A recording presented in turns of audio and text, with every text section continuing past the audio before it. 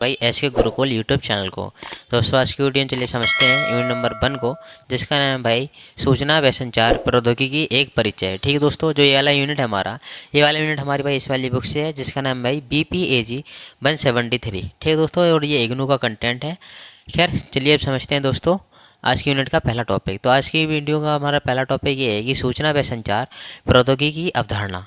तो देखो भाई, सूचना और संचार की प्रौद्योगिकी अवधारणा क्या होती है।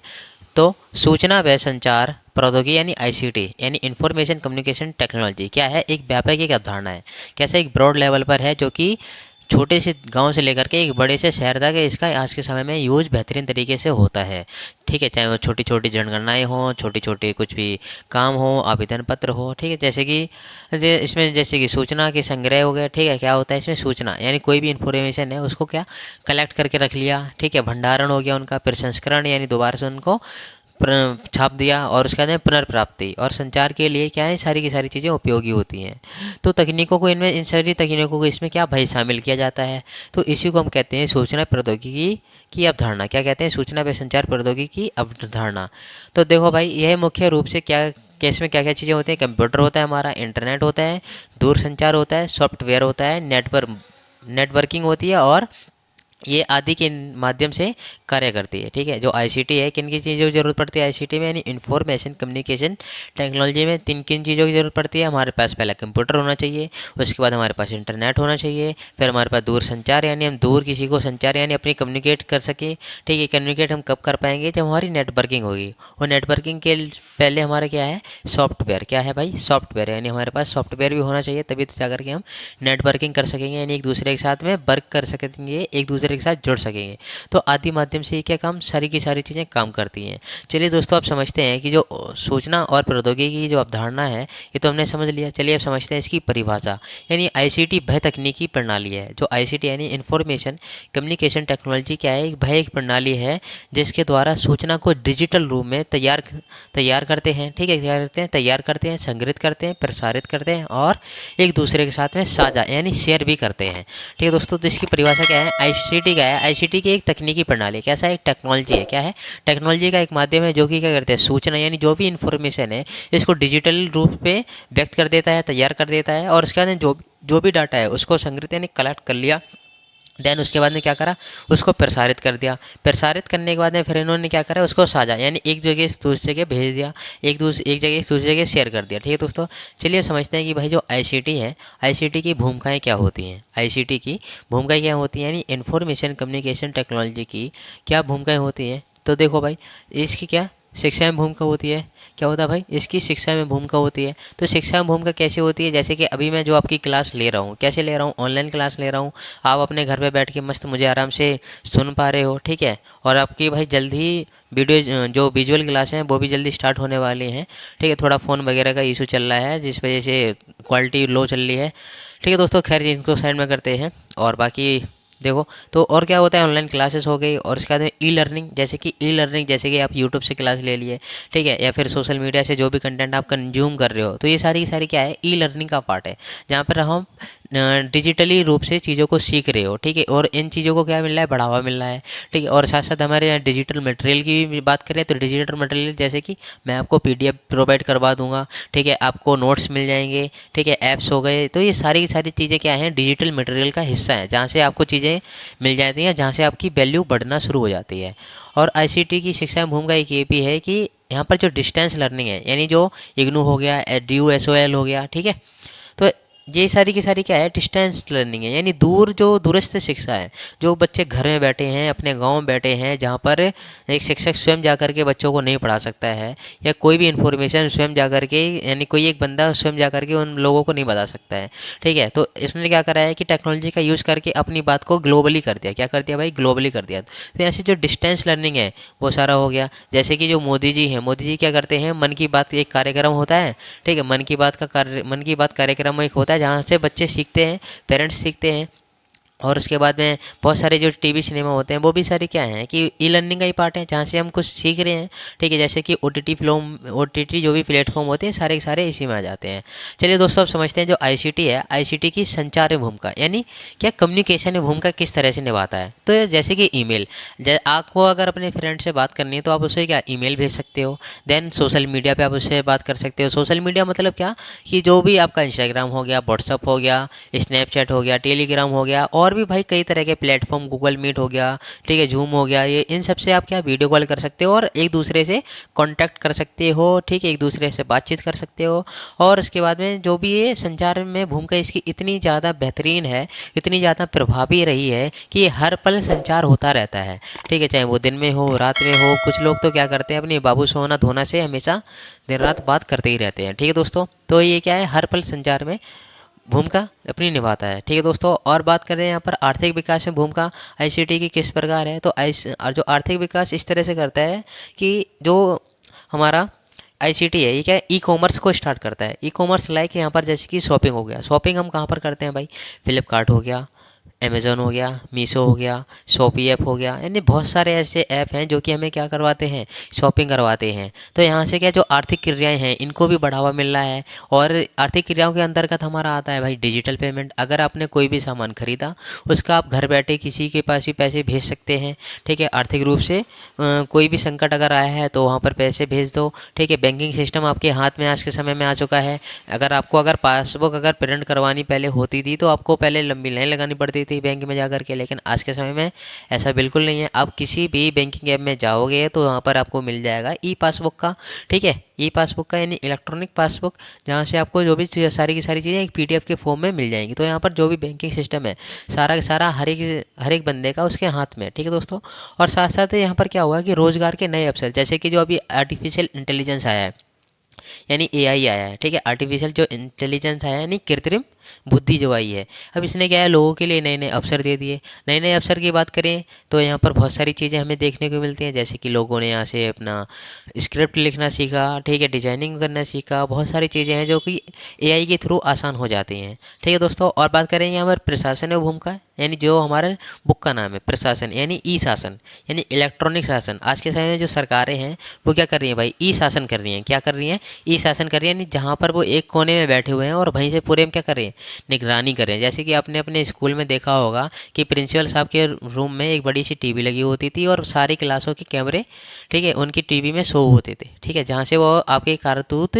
जो भी आप उनके सामने जो भी मतलब अपनी आप क्लास में बातचीत करते थे, एक दूसरे के साथ मस्ती मजाक करते थे, तो वो उनको सब दिखाई देता रहता था कि कौन सा बच्चा क्या कर रहा है। तो वो क्या है, स्कूल का एक प्रशासन है जहाँ से वो डिजिटली आपको देख पा रहे हैं।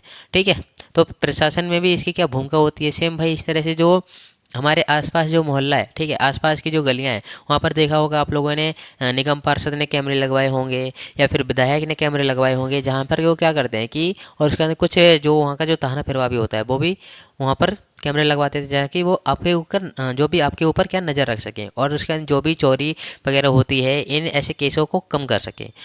ठीक है, तो ये सारी की सारी चीज़ें आ जाती हैं हमारे प्रशासन में। ठीक है, तो इस तरह से जो आईसीटी है प्रशासन में भी अपनी भूमिका निभाती है। और आईसीटी प्रशासन में क्या भूमिका निभाती है, यहाँ पर जैसे कि सरकारी जो सेवाएं हैं इनको डिजिटलीकरण कर दिया गया है। यानी जो भी सरकारी जो दस्तावेज होते हैं सारे के सारे क्या हैं, ऑनलाइन अवेलेबल हैं। आप अगर कोई भी अगर किसी भी चीज़ के लिए अगर आवेदन करते हैं तो आप उसको ऑनलाइन आवेदन करोगे।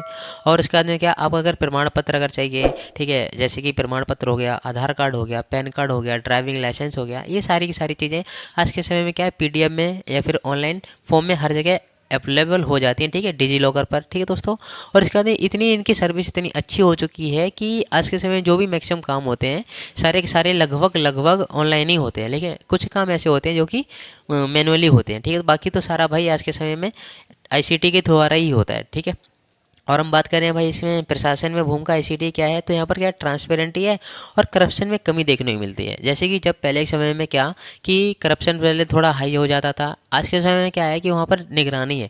जैसे कि अगर पहले के समय में क्या कैश से लेना देना होता था, आज के समय में क्या ऑनलाइन अगर पेमेंट अगर हम करते हैं तो वहाँ पर हमारा पूरा का पूरा डाटा सेव हो जाता है कि हमने कब पेमेंट की थी, ठीक है, हमने कितने तारीख को पेमेंट किया और हमने किसको पेमेंट किया, इतना पैसा कहाँ गया और किसके अकाउंट में गया। तो ये सारी चीज़ें पता चल जाती हैं, लेकिन पहले के समय में ऐसा नहीं होता था। ठीक है, पहले के समय अगर किसी ने अगर 5 लाख अगर रुपए अगर दिए तो उसके बाद में तो वो पता नहीं चले कि दिए या नहीं दिए। तो यहाँ पर क्या करप्शन भी हो सकता था, करप्शन भी होता था, ठीक है, कहीं हद तक होता था, कहीं हद तक नहीं भी होता था, ठीक है दोस्तों। तो आप लोग समझ गए कि जो आईसीटी है, आईसीटी की भूमिका प्रशासन में किस प्रकार से है।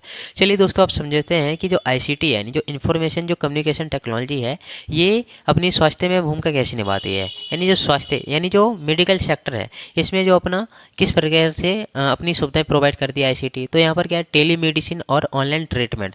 आज के समय में टेली मेडिसिन इतनी ज़्यादा प्रबल हो चुकी है कि लोग घर बैठे ऑनलाइन ही ट्रीट ले लेते हैं, ठीक है। सामने एक डॉक्टर होता है जो कि वीडियो कॉलिंग पे आपसे बात करेगा और उसके बाद में आपसे पूछेगा कि कहाँ पर दर्द हो रहा है या फिर आपको क्या इशू है। तो वो उसी हिसाब से, जैसा आप उसको बताओगे, वो उसी हिसाब से आपका जो डॉक्टर रहेगा वो आपको सजेस्ट कर देगा कि आपको ये इशू है। तो उसके बाद में या तो वो खुद लिख करके भेज देगा, नहीं तो आपको वो बोल देगा ये जा करके स्टोर से ये सामान ले लो, और उसके बाद में आपका जो ऑनलाइन ट्रीटमेंट हो जाएगा। तो मेडिकल सेक्टर में भी क्या है, ये सारी की सारी चीज़ें अपना कर्तव्य निभा रही हैं, ठीक है। यानी जो आईसीटी है अपना वहाँ पर भी रोल प्ले कर रही है।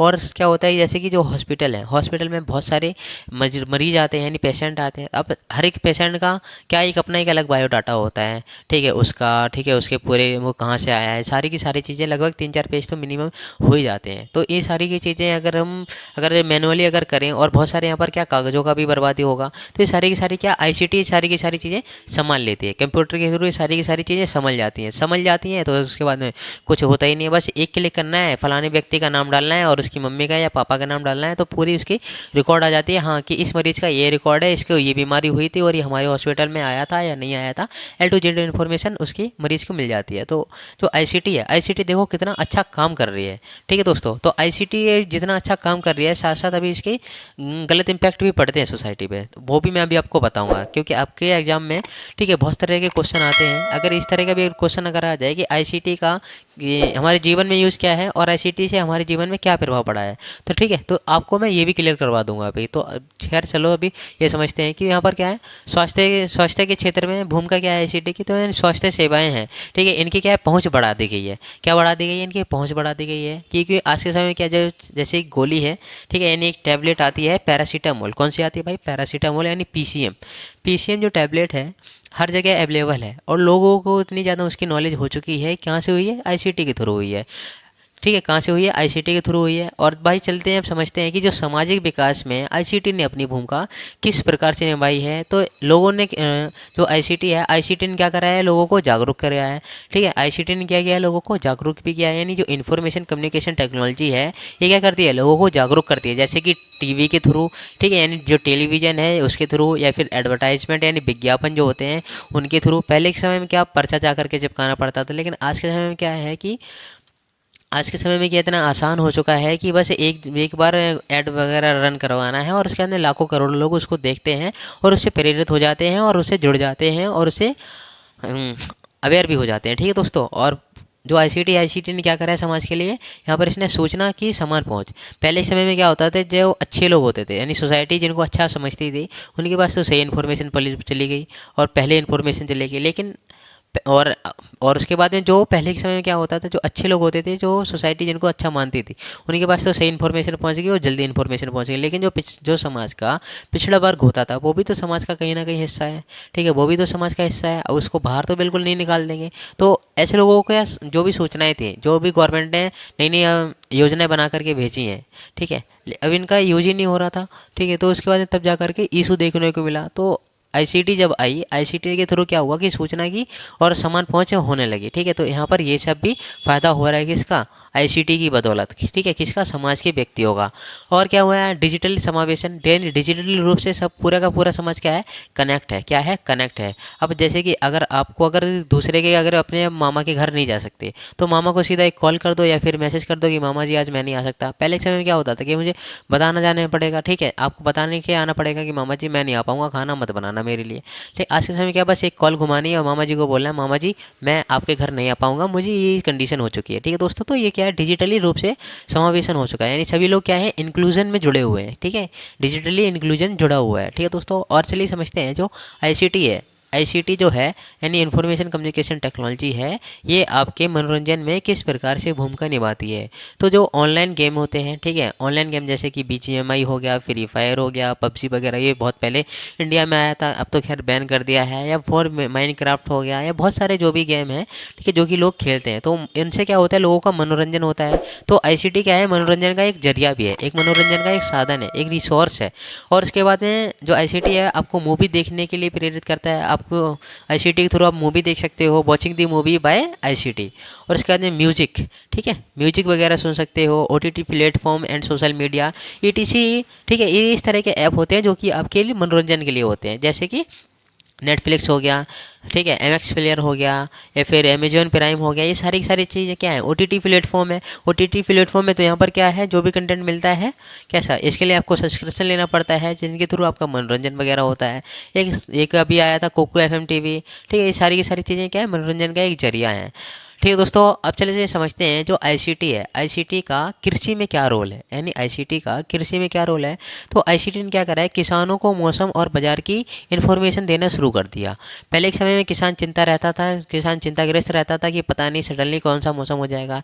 लेकिन आईसीटी के थ्रू वो क्या है कि फ़ोन में अपने देख लेते हैं, लैपटॉप में अपने देख लेते हैं, कंप्यूटर में अपने देख लेते हैं कि हाँ कि कल कैसा मौसम रहने वाला है। और उसके बाद में क्योंकि वो जुड़े हुए हैं, ठीक है, वो सब क्या है, जुड़े हुए हैं किसके थ्रू, डिजिटल समावेशन के थ्रू, ठीक है। तो यहाँ पर किसानों को ये सारी इन्फॉर्मेशन पता चल जाती है कि बाजार में क्या रेट चल रहा है सामान का, आज उनको ये वाला सामान बेच के आना है या नहीं आना है, ठीक है, किस सामान को अपने पास कितना रखना है, ये सारी की सारी चीज़ें किसानों को इन्फॉर्मेशन हो जाती है, ठीक है दोस्तों। और इसके बाद हम बात करें तो आधुनिक खेती तकनीकों की जानकारी, यानी आज के समय में नए नए हार्वेस्टर आ रहे हैं, नए नए जो भी खेती के जो हल आ रहे हैं, ठीक है, यानी जो ट्रैक्टर वगैरह है, उन सब की नॉलेज हो जाती है किसानों को। एक क्लिक करने के बाद में सारी की सारी इन्फॉर्मेशन हर एक वस्तु की मिल जाती है। तो इससे क्या है, किसानों का फ़ायदा हो रहा है, किसान ने के नए आधुनिक उपकरण देख रहे हैं, ठीक है, नई नई तकनीकों को सीख रहे हैं, ताकि ज़्यादा से ज़्यादा पैदावार हो और किसानों को ज़्यादा से ज़्यादा फसल भी उगाएं, और उसके बाद ज़्यादा से ज़्यादा क्या हो, धन भी अर्जित हो, ठीक है दोस्तों। और उसके बाद फसल प्रबंधन में मदद,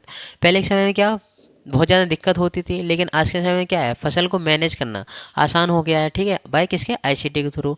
तो ये सब हमने जाना कि आईसीटी की हमारे जीवन में क्या भूमिका है, ठीक है। और चलिए समझते हैं जो आईसीटी की जो अनुप्रयोग है, यानी आईसीटी का यूज़ हम कहाँ करते हैं।